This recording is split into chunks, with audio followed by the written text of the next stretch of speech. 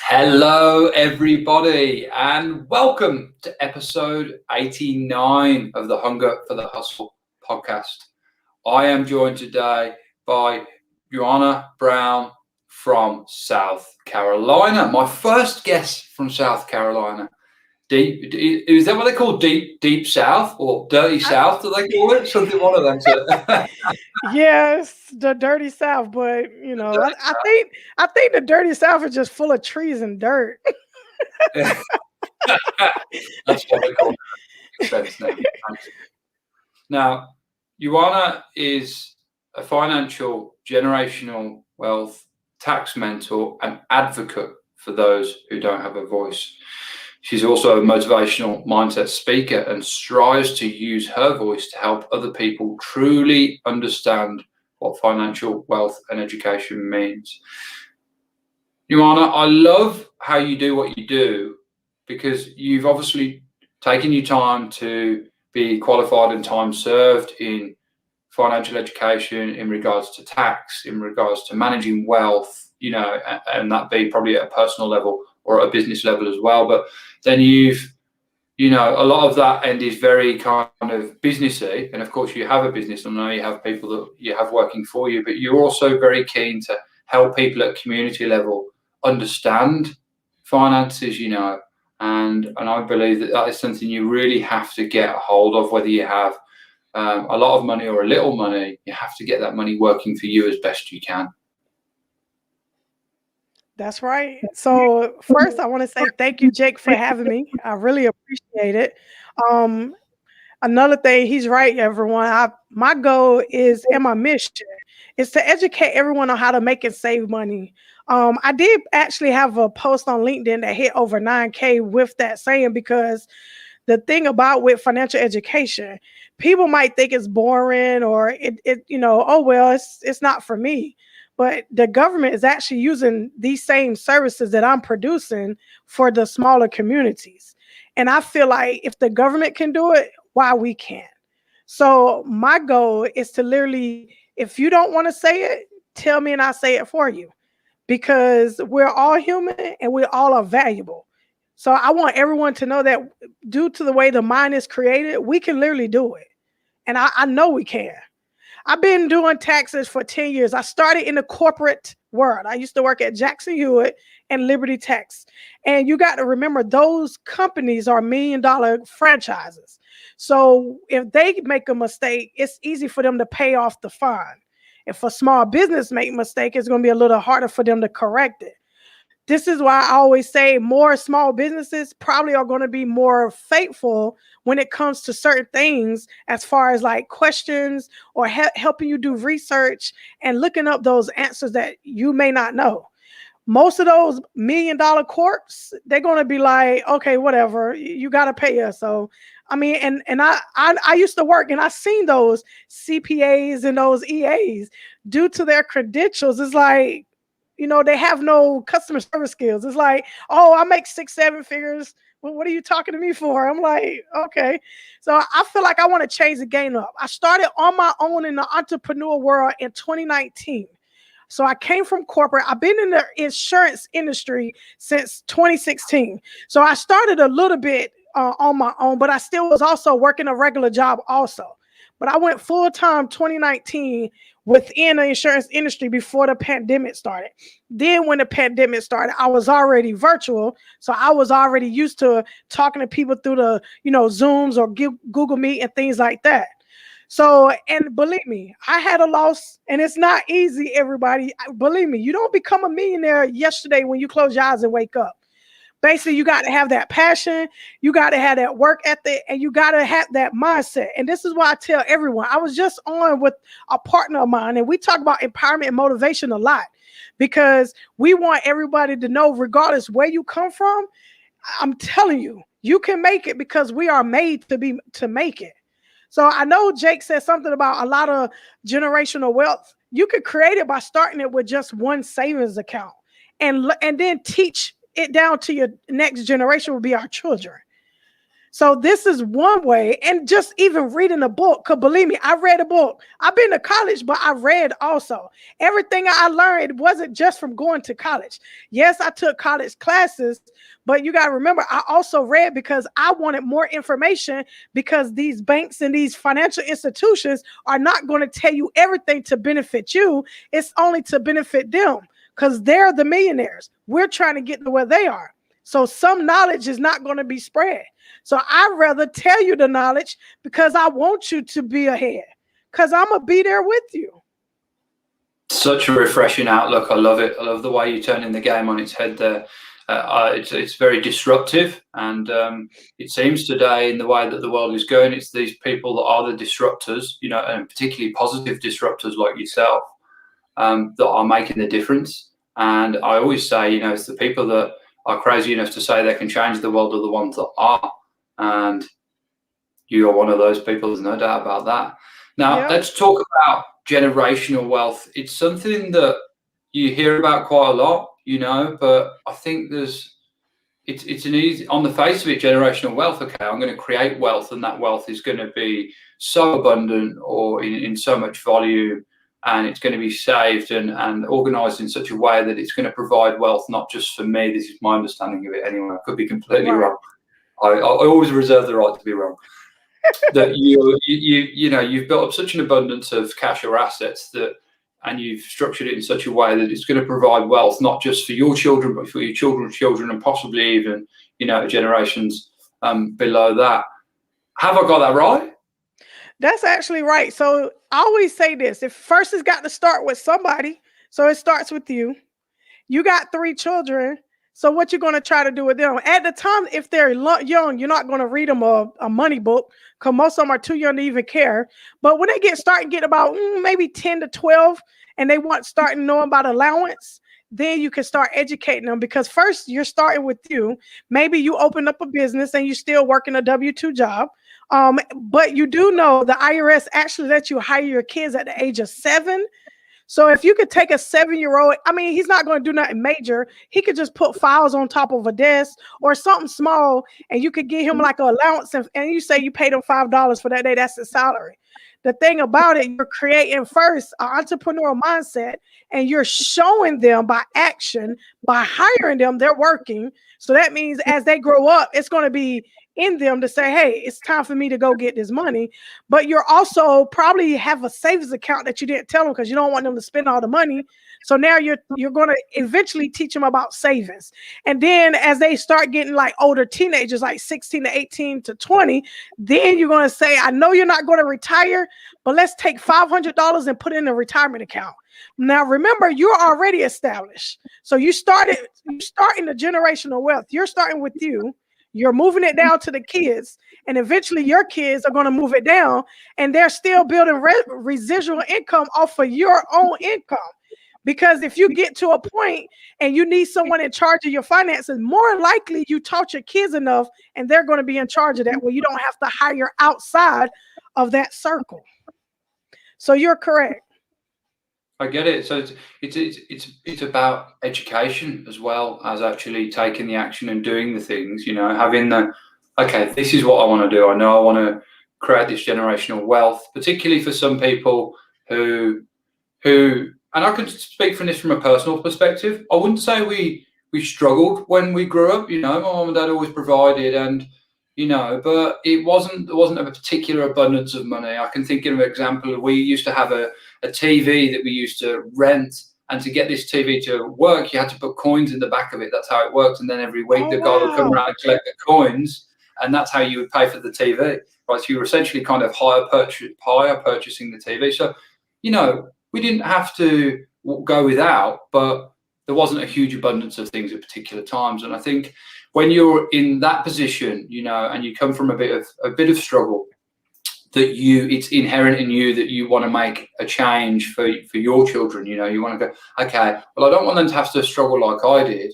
I don't want them to have it completely easy either, because easy is average and average is over. And if they just have an easy life, then they're going to get to a point where they feel entitled and that the world owes them something. And we see that an awful lot right now in the world. And I don't think it's a very sensible way for children to be brought up. But that's, I think, where that, okay, I want to create this for my kids. I don't want them to have to go through the same struggle that I did, or to have to go without. And to do that, you're going to actually, I didn't even think about that. You're going to have to educate them, right? You're going to have to educate them from Right. quite a young age in how to, Exactly. what to do with their money, right? Not just spend it. Right. So I have an 18-year-old that has a disability, but if you look at her, you would have never thought because I work with her. So I use her as an example because she always liked to spend. Well, I take her to the store and I tell her, I mean, she could talk normal. It's just her understanding level is a little bit lower than most. But I've worked with her so hard, you can't even tell. So when I say people sacrifice, I know what it is to sacrifice things and to teach children. If I can help a disabled child that's mine, I can help anybody. And to this day, she'll say, "Mom, I want to go buy this." And she say, "Wait a minute, you said I had to save $5 from 10." So what it was, I took her to the store one day and she wanted this big bag of candy. Kids love candy. But remember, she's 18 now, but I started a little younger. Her brothers and sister a little older than her. So the thing about it, I said, well, you said you wanted something. You have $10. This bag is $10. If you spend that $10, you don't have any more money to get anything you want. So what if you took $5, bought you a smaller bag of candy, maybe 3, get you $1 and change back, take the other 5, and maybe save it for something you want. Now you got to remember, she's understanding money a little more because, I took her through speech therapy and all kinds of stuff. But like I said, I pushed her to literally learn. And by her brother and sister being older, you know what I'm saying? With a human brain, it actually will resolve itself to a point. So that's the thing that I always tell people. I know we can do this if you work for it. My daughter is 18 and she'll say, "Mom, didn't you say that if I wanted to buy something, I had to put something away?" And I say, "Yes." I said, "Wow, you remember?" She said, "Yeah, duh." Okay, she's 18. I'm like, okay. But the thing about it, for her to even remember that statement, that means I had to continually repeat it, was repetitive, and I was telling her. Now, the other two, I opened up some bank account, like savings accounts, and I just talked to them. But the thing about it, because I never treated her no different. I talked to all 3 the same. And this is why I tell anybody, and a lot of parents who have disabled kids, they understand. But the thing about it, because you talk to her like she's a normal person and not treat her like she's different, the human brain will automatically catch up to it. So to this day, as her being in the 12th grade, she understands what I'm saying. So when I say generational wealth and education can happen, it literally can't happen. So if a disabled child can do it, anybody can do it. I'm telling you. Absolutely. And something I wanted to talk about, which kind of relates to this, is compound interest, the subject of compound interest. I'll let you explain that, because frankly, if I do, I'll make a mess of it. Well, okay, so this is what I got on compound interest. So when I read the book about it, it was a book called How Money Works, Stop Being a Sucker, right?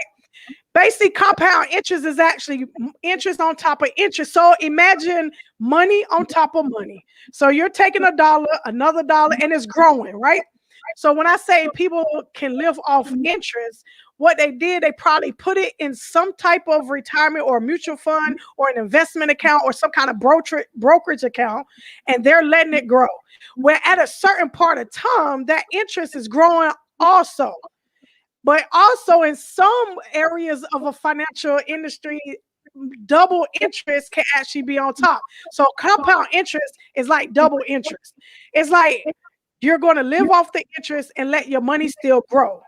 And it was a song that somebody said, I forgot what it was, but I just brought it down to money on top of money, and it's stacking on top like that, basically. So that's compound interest. The rule of 72 is actually how long it takes for your money to double.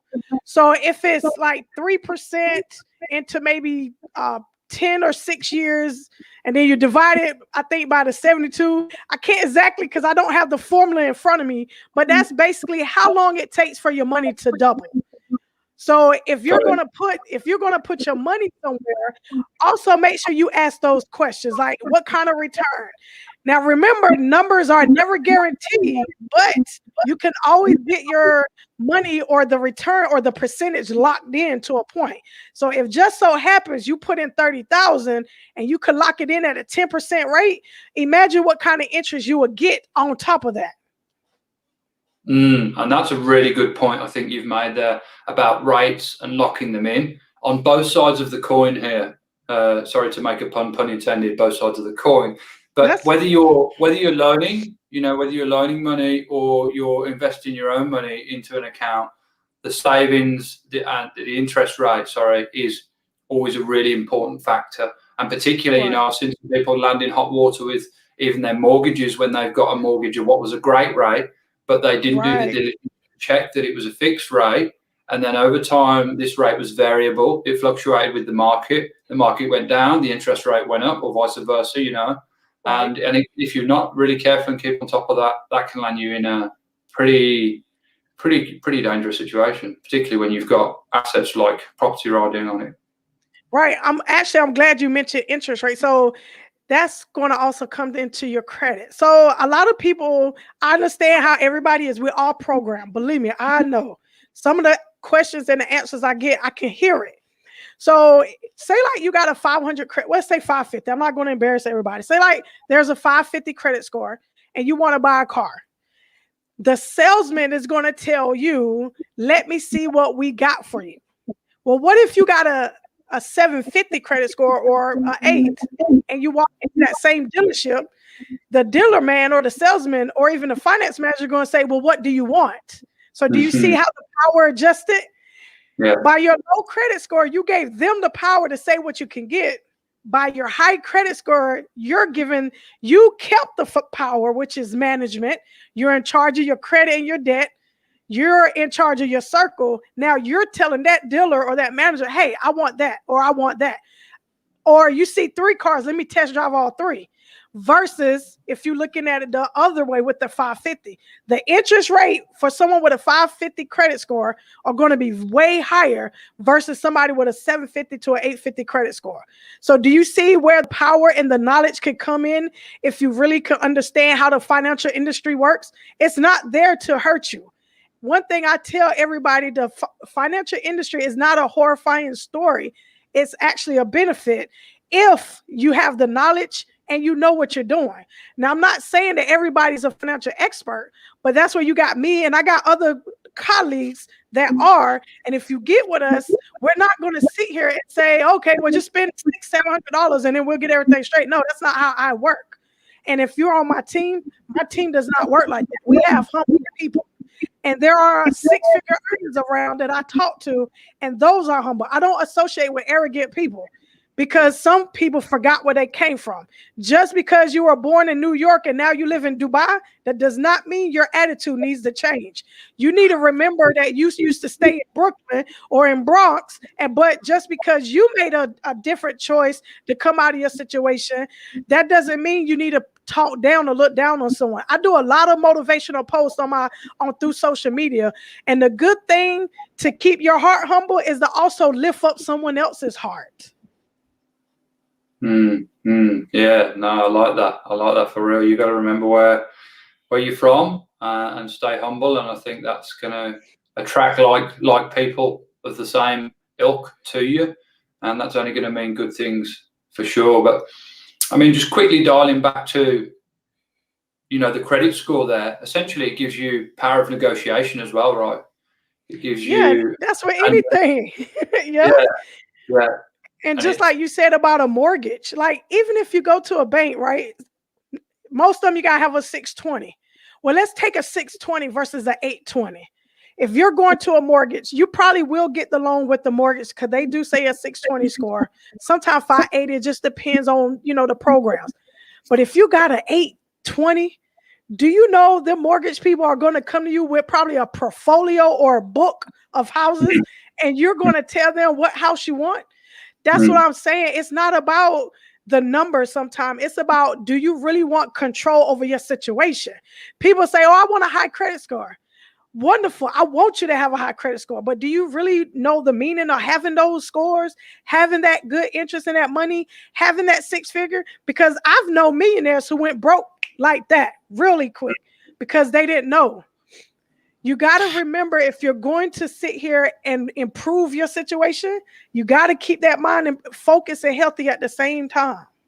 Absolutely right. And I'm talking from experience here when I talk about credit rates, because when I was a young man, I messed up my credit rating probably once or twice. And it's like your reputation, it's your financial reputation that is out there, and it's actually on the internet. You did the same, right? For those That of was you me. For those of you watching, Juanna's pointing at herself rapidly right now. For those of you listening, but I messed it up a couple of times and learned the hard way, as I do with a lot of things in life. And it's literally your financial reputation is out there on the internet, and actually, it's for anyone to be able to see who knows how to find it. And particularly, of course, financial institutions have access to that, and it follows you around for the entirety of your life. And you have to put work into building it up, of course, right? Even if. So I'll do the Reader's Digest version of what I did. I was 18, found out what credit was, went a bit wild on it, and just spent it on silly things, not assets in any way. Things like holidays and just traveling and stuff, which was fine. Had a great time, lots of fun, no problem. Recovered it now. Takes a while to recover. Then I was so anti-credit. I was like, right, I'm never going to have credit again. Credit's the devil. I took that perception that people take and the bitter story you hear from people. The banks are out to get you. The tax man's going to get you. No, it's not. It's a game, and your quality and level of the ability to play the game predicates your success in the game. And I came to realize that. And then I was like, so then I would just take credit at small amounts and not even really use it, but pay it off very quickly just to increase my credit rating. Just because you don't need the credit right now doesn't mean that you might need it later for business projects. Yeah, so you got to just do, just small things to keep it building and building. And I'm happy to say now it's a good level. Actually, in more than one country, which is good as well. Particularly. Yeah, that's a good thing. If you operate business in multiple parts of the world, then you're going to have multiple fair to good credit ratings. But it's funny, isn't it? It's so easy. What, Jay, I was just about to say same thing, man. It's been kind of rough. And the reason I tell y'all that story, let me tell you something. I was that one with that 580 credit score, and the dealer told me, well, just wait right here. We'll see what we got for you. So let me tell y'all something. I'm not talking for just to be talking. I'm talking to you. I was that one, coming out of college, getting them college credit cards, spending here. Oh, I was that one, y'all. I'm telling you. So, Jake, I'm telling you, I totally understand exactly what you're saying. This is why I don't want my children. So the passion that I have, first, it comes from being a parent. You don't want your children to go through that. My 21-year-old just graduated from college with her bachelor's. She did not have student loans. She actually ended up with scholarships. She got a credit card, and I said, look, you already know what I taught you. If you mess up your credit, that's on you. I'm going to help her fix it, but it's the point that I told you what you should do and don't. And I was the one that had to go get the secure credit card, had to do $300, had to take my own money at the bank and get collateral. So when I'm talking and telling y'all this, I lived it. And my passion is because I don't want my kids to go through that same struggle. I don't want my kids or my son and my 18-year-old to go to a dealership and the dealer and the salesman say, you know what, you can't get that car, but look at this one. Something you don't want. So yes, I was there with everybody. So when people tell me they can't afford something, they can't do that, it's put like this. If you can't afford $1 a day, what are you actually doing with your money? Or are you telling yourself that because that's a negative word? You can't do something. Are you telling yourself you can't? Or have you actually tried to put $1 a day to see if you can save $30 a month? Or have you actually tried to get that small credit card and only spend $40, and then that next week when you get paid, you pay it off? Has anybody tried it? And I ask those questions because I want to see where your mindset at. So yes, I was that person that had the bad score. I was that person working 2 and 3 jobs. I was that person trying to live above my means because yes, I knew the tax word and all this education, but because you want to be around your friends, like Jake said, partying, it was fun, spending money, everything. But I'm trying to tell y'all that's not the right way to do it, because that's how you lose your control of yourself. You literally lose all control of your circle, where you're going to have people telling you what to do. When I go to the bank, I want people to say, what house do you want? Instead of me only got 2 choices, I want to have 10 choices. So that's why I'm telling everyone, I've been there and done all of that. I'm cleaning it up. I got my own insurance policies. I teach my kids the same thing that I went through to not go through, y'all.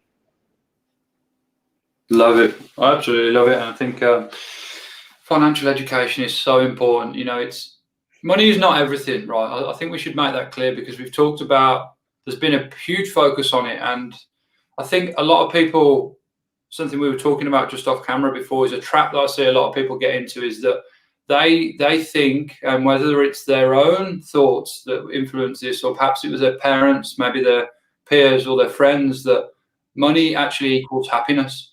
And they chase the cat, right? They chase it, they chase it, they chase it.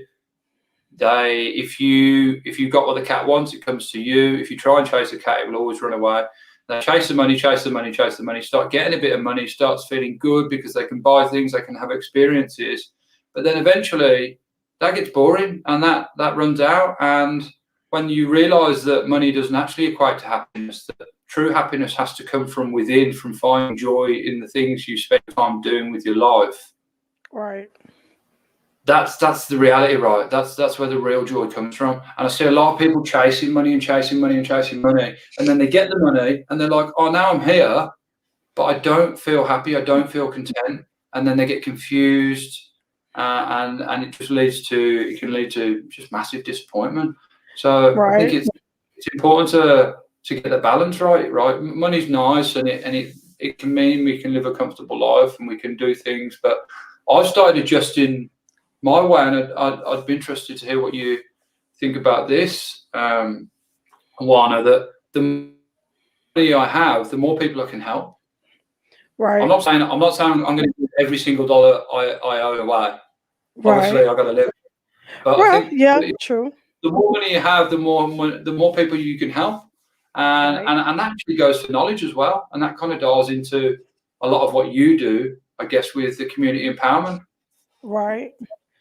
So, like Jake said, it is good to have the financial education and the money, the houses, the cars. You know what to do now. You got the interest built up. Your interest rates are low. But what if you ran across someone who used to be in your shoes and they want some help, or they just want someone to talk to? Would you charge them just because you made the 6 figures? Or would you humble yourself and say, you know what? I used to be you. Let me talk to you for a second. I understand you can't get your time back, but just like Jake said, it's got to be a balance. I donated last year to the Raphael House in New York, and I donate to other probably nonprofits. I actually take my time and I do presentations live in other people's groups. I go live on Instagram with other people if they got questions. I tell them my inbox is open. Do you know a real financial coach? Well, I'm not saying I'm not a real one, but I looked up. Most financial coaches cost between $600 to $1,000 per hour. And I'm not saying y'all go out there, but I'm just saying, if there's a person that's already there, and they're doing like free webinars, you should jump on some of those webinars. I've done it. I've done it with business coaches, because you got to remember, I'm trying to run a business and build it. A business coach is someone who knows about business. I actually have my own mindset coach. Well, for me to be positive and focused, I have to stay positive and focused. And there's nothing wrong with getting coaches. If you're on a football team, don't you need a coach? If you're playing tennis, don't you need a coach? I mean, it's the same way as being in a business, being an entrepreneur. I'm not saying you can't do it alone, but to keep your strength and your focus, you got to have somebody in your corner to cheering you on. So I have my own mindset coach. I've dealt with other business coaches, because when they say that they're going to give me a 30-minute consultation, I talk to them, and they don't have to, because those costs. But when they're humble, like I say, I ran across a lot of humble people. and there are people that will talk to you. So that's why I tell everyone when I go live, it's you got to make sure you're networking with the right people. And one thing Jake said, and it also goes with law of attraction. If you're being positive and humble, you literally going to attract the same people with the same energy you pushing out. So if you're being positive and you're being humble and you're helping someone, you do know people see that, and you will get someone to help you. Yes, couldn't agree with that more. And I love the fact that you touched on, the law of attraction and energy, because like energy attracts like energy. You know, there's two poles of everything: hot, cold, light, dark, yang. One cannot exist without the other. Right. And it's the same. The positive pole, you're putting out positive energy. You're in a good vibration that actually exuberates from you, and that attracts like-minded people of the same energy. Of course, you know, and it works exactly the same way for the negative side. You know, you're an angry person, you're a frustrated person, you're someone who's inconsiderate. You're going to find yourself surrounded with the similar type of people. So it's a lot of that comes down to attitude. I think, you know, attitude, the composite of your thoughts, feelings, and actions, and the way that you put yourself and carry yourself out into the world. And by helping others and surrounding yourself with like-minded, positive people, it's only going to bring out a positive result for you. Right. I got opportunities just because I'm being humble. You know what? Somebody asked me, said, well, how do you get paid? I said, well, who said I don't, for one? I said, but have y'all ever heard of God? God is bigger than all of us. We were created. So you do know if I stay humble, and karma can work both ways. Karma can work in a good way and a bad way. If I stay humble and keep my same peace, and I'm sitting up here talking to people, because I've talked to over hundreds of people, probably thousands. My last station, they had 4.2 million reach. That was my biggest reach in over a year, and I was fighting to get that. But the owner literally told me, she said, you have such positive energy. She said, I wish you was in Texas. You could come here anytime. But the thing about it, that's why I get opportunities. I talk to people, I stay humble, and I help people. And I don't ask for money all the time. I mean, you still got to pay for certain services. I mean, I can't just give everything away. But the thing about it, if there's someone that really want to know, sure, I do a 20-minute complimentary consultation. What would you like to know? I'm an open book. I have nothing to hide, because I go live to show you, for one, I'm a real person. I'm not a robot. And with the credentials I have, I can literally go to jail if I mess up anyway. So I'm not going to do that. I mean, I'm just saying. I mean, when you're working with people money, and you're working with social security numbers and people privacy stuff, and people in the government find out, the IRS or the insurance, these are state government agencies I'm licensed with, y'all. I'm just not. I didn't get my license through a candy machine. I didn't throw 50 cents in the machine and turn the wheel. I didn't do that. I literally studied. So this is what I'm telling y'all.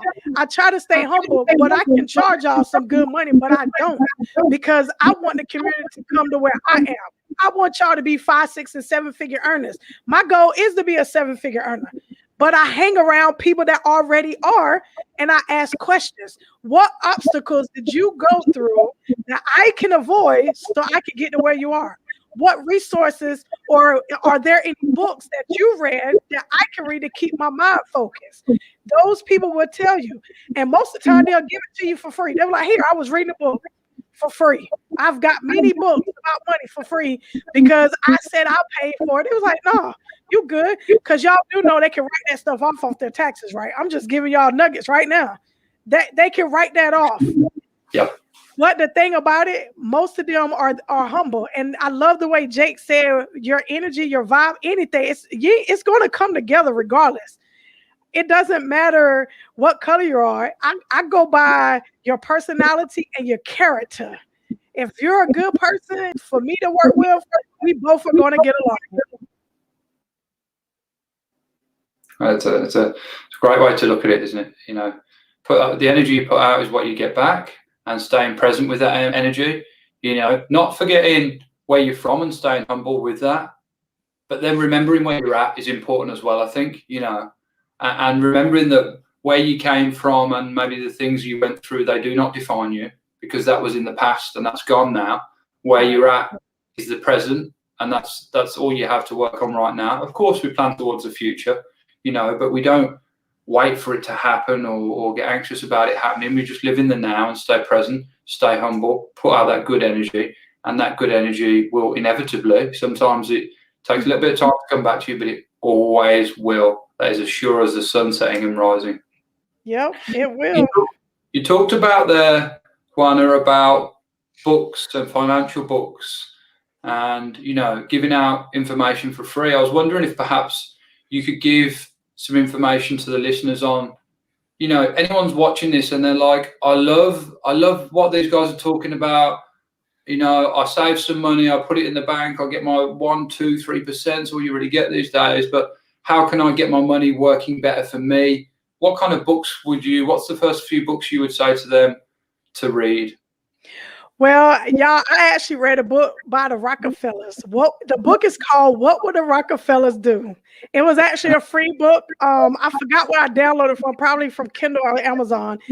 But if anybody want to know about interest, that is a good book.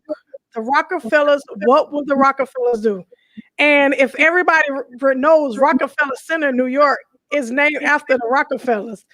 And he started out as like a 12-year-old boy working in the farm, and his mother was telling him about, you take $50, let the farmer borrow it, tell him he has to pay interest on it, and then you go to work.